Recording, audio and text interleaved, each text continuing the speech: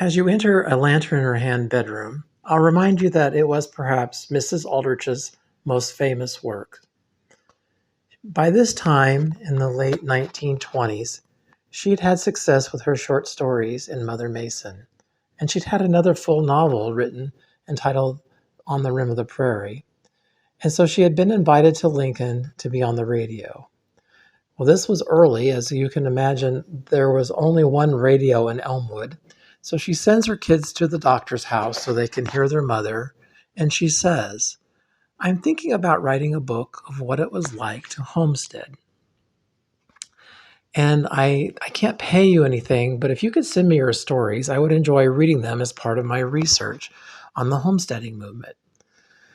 And so she was hoping for 20 and actually received as many as 200 letters and correspondence.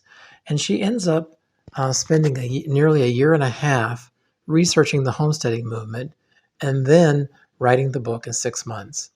It goes on to be a bestseller. It is written in 14 languages, and every book that she wrote after A Lantern in Her Hand is also a bestseller.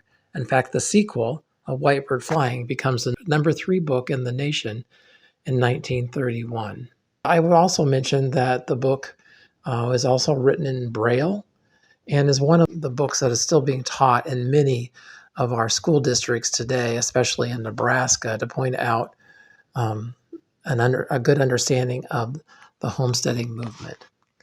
While you're in this room, I might point out the picture that's on the south wall. You will notice a woman out on the prairie, and this is a Harvey Dunn.